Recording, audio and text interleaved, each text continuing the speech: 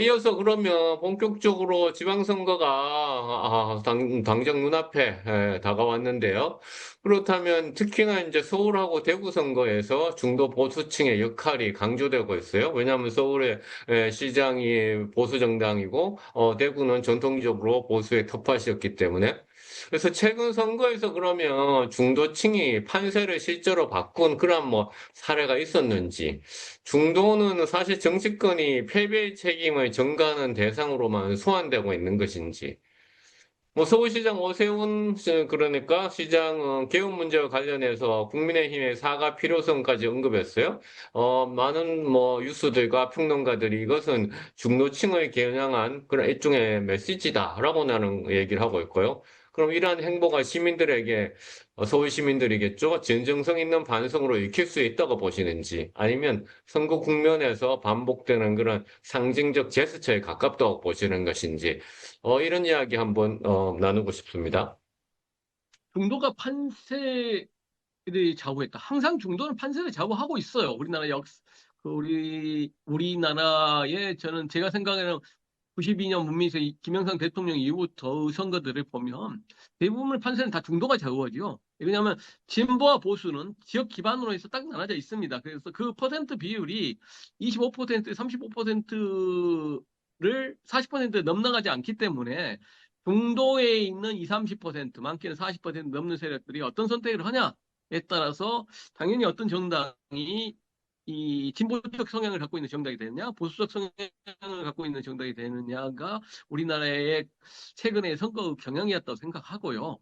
그래서 중도는 여전히 지금까지의 그 어떤 정권을 만들 수 있는 어떤 실체는 아니고, 정권의 어떤 형태로서가 캐스팅 보도를 쥐고 있는 실체로서의 존재는 확인이 됐다고 저는 보고 있다고 생각합니다. 지금 상태에서는요. 이번 선거에도 중도라는 게 아마 이 캐스팅 보도 역할을 할 거라고 생각하고, 그래서 아마 지금의 국회의원들 뿐만 아니라 지금의 양 정당, 그다음에 출마하려는 지방선거에 출마하는 시도지사들까지도 출마자들까지도 중도적 성향, 중도층에 대한 겨냥한 메시지를 계속 내는 이유 중에 하나가 그런 이유라고 생각하고요.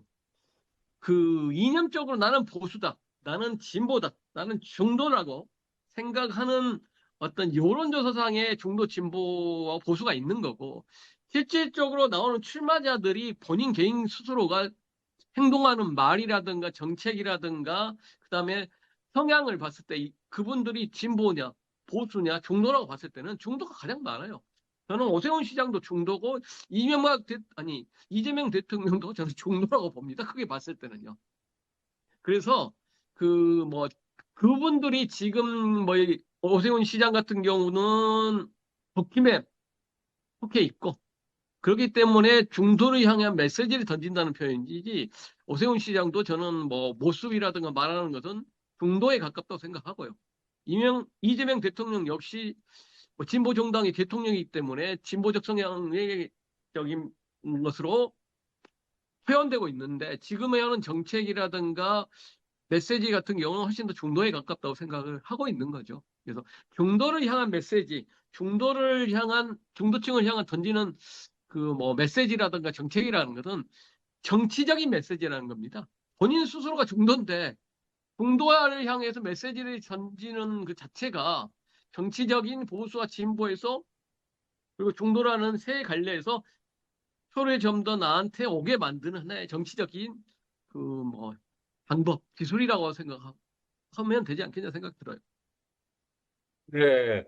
그러니까 중도층이 그러니까 정치적으로 권력을 쥐는 주체가 되지는 못하더라도 캐스팅 보트를 쥐는 그런 주체는 될 수 있다라고 말씀을 하셨고, 중도라고 하는 것이 합리적인 세력이다라고 얘기했을 때는 보수와 진보 정당 다 그런 합리적인 세력이 있다고 얘기했고, 그 다음에 이제, 심지어는 이제, 이재명 대통령도 중도에 가까운 그러한 그 정치적인 메시지와 정책들을 내고 있다라고 말씀을 하셨어요. 뭐 아주 흥미로운 그러한 그 분석인 것 같습니다. 뭐 실제로 이재명 대통령도 그 지난 선거에서 민주당이 그 보수 정당의 일부분을 가지고 있다라는 그런 측면도 또 말씀을 또 하셨죠, 사실은. 또 오세훈 시장의 그런 것도 이제 중도층을 겨냥한 메시지이지만 오세훈 후보 자체가 시장 자체가 중도층이다라고 하는 그런 말씀을 하셨어요. 결국은 우리나라 정치에서 중도층의 역할을 우리가 가소평가해서는 안 된다. 캐스팅 보트가 맞다라는 그런 말씀을 이제 하신 것 같아요. 그렇다면 지금 이제 그 서울시장 선거에 이어서 이제 대구를 한번 좀 우리가 얘기를 해볼 수 있을 것 같은데요. 대구에서는 뭐 다시 김부겸 전 총리 어떤 추대론이 제기되고 있어요. 뭐 김부겸 전 총리가 대구에서 국회의원도 하고 시장 선거에도 출마를 한 적도 있었습니다. 대표님께서는 이런 정치적 현실을 고려한 전략적 선택으로 보시는지, 아니면 대구 정치가 여전히 새로운 인물과 의제를 생산하지 못하고 있다는 신호로 보시는지. 사실 민주당에서는 홍은학 전 의원이 출마를 선언한 상황이고, 이런 조건에서 김부겸 추대로는 대구 시민들에게 결국 또 권력 있는 인물을 찾는 어떤 대마불사식, 그러니까 정치로 빛의 위험은 없다고 보시는 것인지. 대구의 특징 가운데가 그 어떤 지방에서 인재를 키우기보다는 서울에서 모셔오기, 그런 형태가 상당히 좀 강했거든요. 어떻게 보십니까? 뭐 말씀하신 게 두 가지 다 맞다고 저는 봐요. 그러니까 대구 지금의 이 대구 특히 영호남의 TK 하는 강주 전남 으로 정치적 구도가 나온 지역 기반의 핵심 지역인데요. 여기서 특히 대구 같은 경우의 정치적 상황들은 다른 어떤 정치적 상황, 그러니까 우리 지금 전국 우리나라 정치 상황과 또 다른 정치적 상황이라고 생각을 합니다. 그러니까 대구라는 경우가 당연히 우리나라 전체를 봐서도 새로운 인물, 소위 말해서 86세대의 세대 독점 문제를 깨기 위한 여러 가지 방향들이 나와야 됨에도 불구하고 아직도 그렇지 못하는 것처럼 대구 역시 그렇지 못한 현실 속에서 민주당에서 그 김부겸 역할론이라든가 김부겸 추대론이 나오는 것 역시도 비슷한 것 같고요. 또 그런 의미에서 새로운 세대의 사람들이 새로운 세대가 누군가가 나와서 해야 되는 경우가 맞는 경우가 되겠죠. 그렇지만 현실적으로 뭐 투표라는 게 인지도가 떨어지고 그 뭐 어떤 사람들한테 알려진 그 영향력이 없다가 하면 또 표가 안 오기 때문에 또 절친무심 뭐 김부겸 추대전이 나오지 않겠느냐 생각하고요.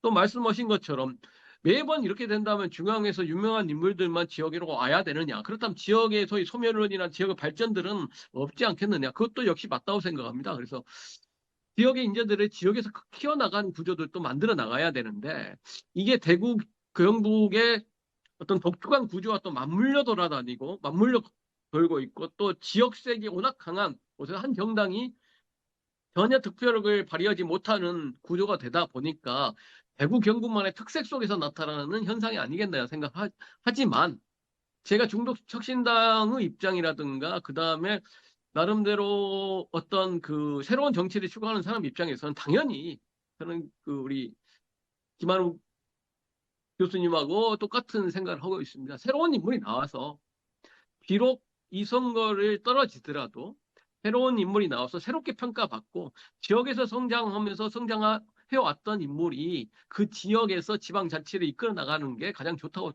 저도 믿고 생각하고 있습니다.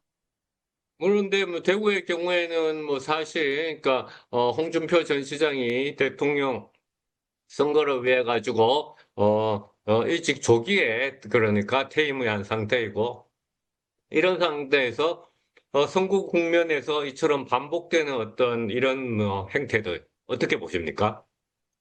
저는 홍준표 대표가 당대표를 두 번 지냈는데요. 경남지사하고 대구시장 가신 것은 저는 잘못됐다고 생각합니다.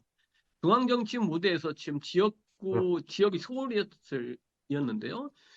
이렇게 활동했던 분들이 자기 고향을 막판에 가가지고 뭐 당대표까지 지내신 분들이 지역에서 그 인지도라든가 권력적인 힘을 가지고 어떤 지방자치제의 장을 하신다는 것은 저는 우리 정치사회가 후퇴해야 하는 거고요. 지방자치가 후퇴해야 하는 모습이라고 생각합니다. 그래서 앞으로 그런 모습들이 지방에서 나타나지 않아야 되는데, 그거를 그렇게 하기 위해서는 지방 유권자들의 힘이라고 생각해요. 지방 유권자가 만약 그런 사람들, 인지도 높고 중앙 무대에서만 활동했던 사람들이 오셔더라도 뽑아주고, 그분들을 선택한다 하면 그 지방자치제는 발전하지 못한다고 생각하고요. 그 지역의 인재들이 거기 있을 이유가 없지 않습니까? 그냥 중앙 무대에 와가지고 정치를 하는 게 추후에 낫다라고 생각해버리게 되는 거죠. 그래서 이런 권력적인 구도, 그러니까 중앙 무대에서 활동했던 사람이 지역에 내려와가지고 지역의 어떤 리더가 된다라는 것은 지금 요즘 들어 한참 이슈가 되고 있는 지방 소멸 문제하고도 저는 밀접하게 관련돼 있다고 생각합니다. 네, 감사합니다.